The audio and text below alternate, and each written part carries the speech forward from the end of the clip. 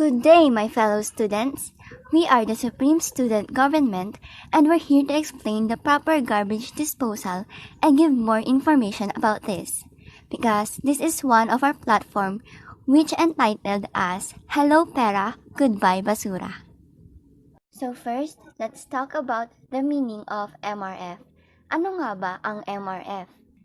Ang Materials Recovery Facility or MRF kung minsan ay tinatawag na Materials Reclamation Facility o Materials Recycling Facility ay isang lugar kung saan ang mga nasegregate na basurang nakolekta ay higit na nahihiwa-hiwalay para i-recycle o muling ibenta.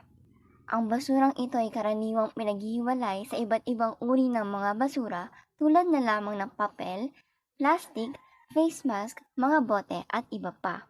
Ano ang layunin nito? Ang MRF ng paaralan ay nagiging lubhang kapaki-pakinabang para sa paghiwalay, pagkompost at pagbabawas ng mga basura. Ito ay nagbibigay diin sa kahalagahan ng pagtuturo ng waste segregation sa mga mag-aaral. Sa kasalukuyan, fully functional na ang MRF ng paaralan at ang mga nakalap na compost ay ginagamit na sa pagpapataba ng mga pananim sa paaralang gulayan. Tatlong uri ng basura. Hindi nabubulok o non-biodegradable. Ang hindi nabubulok o non-biodegradable ay nahahati sa dalawang klase. Residual waste, ang mga basura na hindi na pwedeng gamitin muli. Special waste, ang mga basura na may mga kemikal at nakakahawang sakit na pwedeng makasama sa kalusugan tulad ng face mask. Nabubulok o biodegradable. Ang nabubulok o biodegradable ay ang mga basura na maaaring magamit bilang fertilizer o pataba sa lupa. Mga halimbawa, dahon, balat ng prutas, dumi ng hayop, patay na hayop, basang papel at kahoy. Recyclable. Ang recyclable waste ay ang mga bagay na pwede pang pakinabangan muli bilang ibang produkto. Mga halimbawa, plastik na bote, lata, bakal at papel na hindi gusot.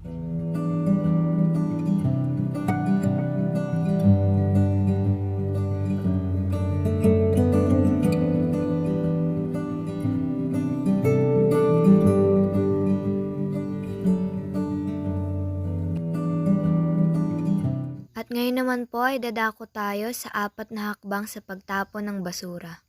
Step 1. Mag-provide ng garbage bag. Step 2. Ang mga papel na itatapon sa recyclable ay hindi nakalukot at ang mga plastic bottle ay dapat walang laman kapag itatapon na. Step 3. Ang bawat presidente ng klase ay magtatalaga kung sino ang magtatapon ng basura patungong MRF. Step 4. Huwag basta-bastang iiwan ang basura na wala sa garbage bag at itali o isara upang hindi kumalat. Mga tuntunin o rules. Unang tuntunin, irespeto ang ating mahal na paaralan. Pangalawa, maging responsableng mag-aaral.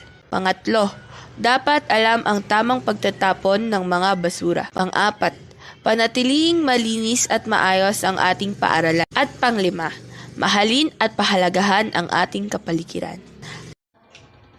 Rule number 6. Kapag may nakitang kalat sa hallway o daanan, damputin at itapon sa basurahan.